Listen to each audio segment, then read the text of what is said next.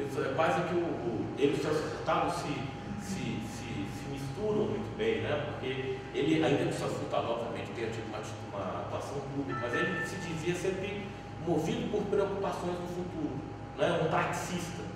Mas olhando os discursos, os textos, as exposições de motivos dele, a gente vai percebendo essa perspectiva, diríamos, multidisciplinar e sistêmica sobre o processo de desenvolvimento. Ou seja, a noção de que a indústria deve puxar, não. Em vários textos, onde inclusive ele fala a expansão quantitativa da indústria, no texto do Banco de Inversão, sugando riqueza da agricultura, precisa ter um processo de beneficiamento na agricultura, ou seja, e outra coisa que nós temos que pensar, uma vez perguntando para o professor Chico de Oliveira, professor, é coincidência que todos eles são nordestinos? Não é. Porque para eu pensar a nação desse jeito, ele tem que vir na periferia. Bom, estou julgando essa tese nas costas do professor Chico de Oliveira, uma conversa informal, mas eles não eram simplesmente nordestinos, eram de uma posição de classe específica e que viam o processo de desenvolvimento da nação como algo que poderia puxar, tá certo, aquela região que não tinha um desenvolvimento autônomo dado pela lógica do mercado. E para isso eu precisava de política e instituições e eu não poderia perverter a solidez cultural que existia naqueles espaços. Essa é a riqueza de pensamento desses pensadores. Ou seja, eles eram economistas, foram obrigados a se tornar, foram forçados a se tornar economistas no exercício da máquina pública. Eram todos autodidatas. A exceção do seu Furtado, que foi fazer o doutorado na Sorbonne, e do Rangel, que inclusive, na época, para ter o diploma, quando tinha diploma de economista, para ter lá o negócio lá do Conselho Regional, tinha que provar que tinha escrito coisa. O Romulo pega os textos dele da Observador Econômico Financeiro para virar economista e poder, não sei o que. Sabe o que o Rangel faz? Ele escreve em 4 finais de semana um livro chamado Dualidade Básica da Economia Brasileira, uma das coisas mais lindas, para conseguir o negócio, para poder ir para a CEPAL e estudar na CEPAL de 54. Então são economistas que aprendem, eles leem Keynes e tal ali, e são muito influenciados pelo Manheim. Manheim é a grande influência, planejamento e democracia. Essa é a influência comum de todos eles. E a raiz do positivismo brasileiro, né? Da noção de oposição do Brasil real versus aquele Brasil ilusório, importado, não sei o quê. Era nessa chave que eles pensavam o positivismo e eram muito influenciados por esses autores. No caso do Rômulo, especialmente. E o Rômulo ele vai ser influenciado pelo Furtado, pelo Rangel ao longo de toda a carreira, mas também pelo Anísio Teixeira, pelo Josué de Castro, todos do nordestino. Não estou fazendo aqui apologia, não tem tudo. Mas é impressionante como é uma elite desenraizada do Nordeste, que tinha tido um papel importante na colônia, que ainda tem um sistema educacional importante, que se socializa no Rio, que é um espaço de pensar o desenvolvimento de uma perspectiva nacional enraizada no espaço. E pensando,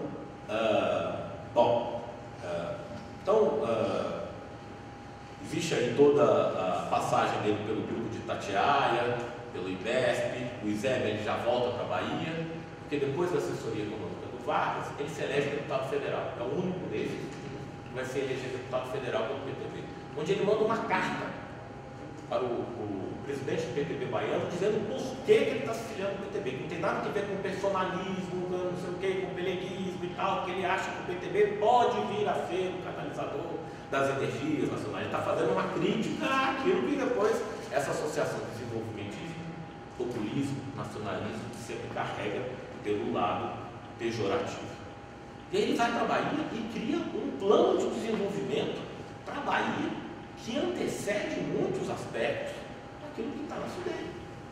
Aliás, ele criou o Banco do Nordeste do Brasil, chegou a escrever a lei federal, o plano federal do Nordeste, que jamais foi implementado, e criou o ET.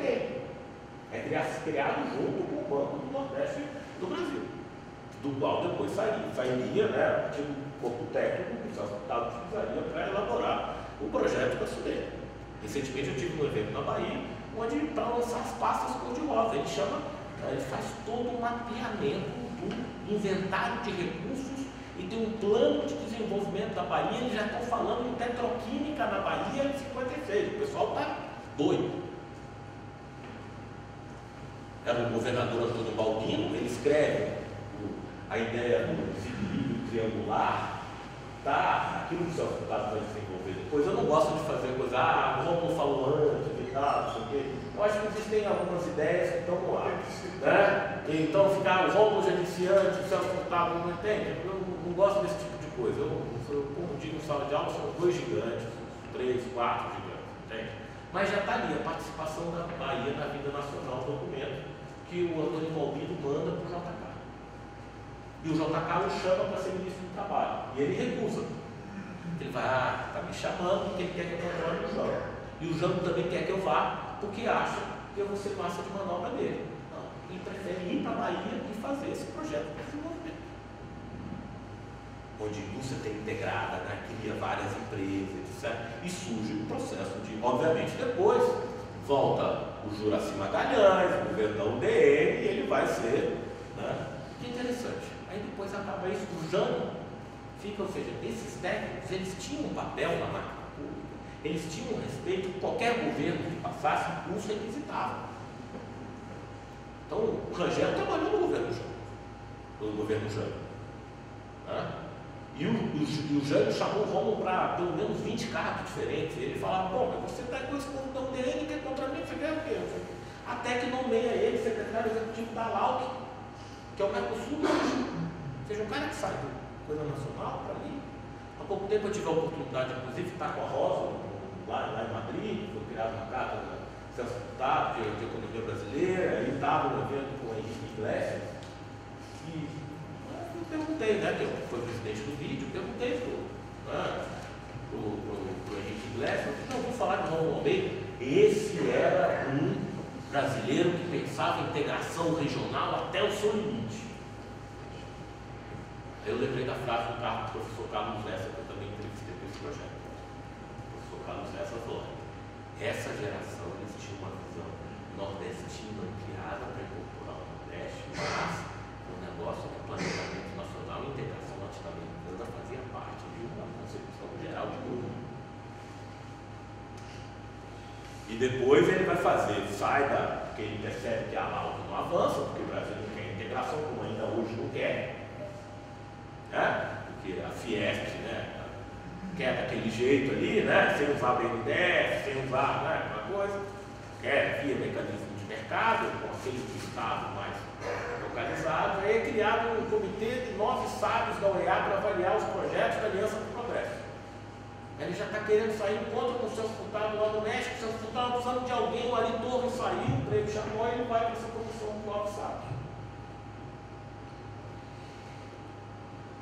E aí em 66, quando começa a postura mais unilateralista norte-americana, no evento em Buenos Aires, ele renuncia o cargo, todos renunciam, o Lincoln Gordon Machado fica possesso. E entrevistando o irmão do Tony na Bíblia, ele me disse que o Roberto Campos também. E aí ele volta ao Congresso. Ele fala, eu provavelmente teria sido exilado, estaria na lista dos 100 exilados como Jesus Soares Pereira e o Celso Furtado.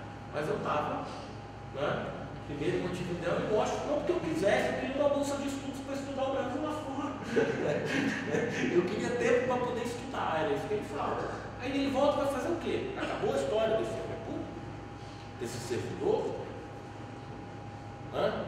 Aí ele fala, eu fui um homem público que me recusei a privatizar. Então ele monta uma empresa de consultoria para dar prejuízo, que ele queria aprovar o projeto. Tá certo? Que ele não podia mais executar no âmbito do Estado. Então, esse grupo, esse servidor, que eu tenho sempre desheroicizá-lo, aqui eu estou um pouco levantando aqui, mas o trabalho de pesquisador a gente sempre tenta ver do outro lado, né? Eu estou primeiro, meu esforço aqui primeiro torná-lo público, né? Mostrar as várias facetas, né? Ele chega a falar para o Juraci Magalhães, fazer petroquímica na Bahia, você está louco? E fazia aliança com todo mundo, com a Associação Comercial da Bahia, com o Clemente Mariani, que era o economista da UDN, que era baiano também, fazia aliança com todo mundo. Aquilo que a Conceição fala lá no filme, né? Fazia aliança com todo mundo, mas jamais sem ceder em termos de valores. E aí, quando finalmente ele consegue convencer o Luiz Viana Filho, que já é governador biônico da Bahia, aí o Luiz Viana fala, bom, agora o próximo é o Antônio Carlos Magalhães. Você convence ele a fazer o polo tecnológico da Bahia, ele chega, dá um depoimento que eu li e fala, olha, eu converso com ele sim, com um profundo desprazer, mas é para montar um polo petroquímico, e ele é contratado para montar o polo petroquímico, inclusive faz o secretário de Minas e Energia, que era da empresa dele, para assegurar que o polo fosse implantado, ainda que não é implantado da maneira que ele faz. Inclusive convence o SMI, os generais, de que deixar a petroquímica em São Paulo, com o negócio de sabotagem dos terroristas e tal, não sei o quê, era colocar o sistema produtivo e tal, não sei o quê. Então os caras decidem descentralizar. Está apontado pelo Antônio Rivelli, que é o legislador da rede. Então ele chega a entrar, inclusive, nas coisas de conspiração. O cara está atuando por dentro dos anéis burocráticos, já que não existe mais espaço público transparente. Tá, eu só vou para desenvolver, para terminar, senão eu sei que é uma descortesia, dizer o seguinte: eu acho que o núcleo do desenvolvimentismo está no seguinte ambiente. Existia uma ideologia das potencialidades do desenvolvimento, ancorada no território, pensada a partir da cultura regional brasileira. Havia uma teoria, não havia uma ideologia das potencialidades nacionais, havia uma teoria do subdesenvolvimento, cujo fruto mais maduro é o self-estado, que todos assimilam. Eu tenho um lento evolver das estruturas sociais, econômicas, políticas, que às vezes se somam, às vezes uma atrapalha a outra e tal. Ou seja, havia uma interpretação própria do Brasil e havia um projeto de transformação nacional, cujo Estado tinha um papel fundamental, mas é um Estado que articulava interesses políticos e sociais legítimos no espaço democrático. Então, essa tríade é fundamental, e aí, recorrendo mais uma vez ao professor Pedro César Dutra Fonseca, o desenvolvimentismo alia uma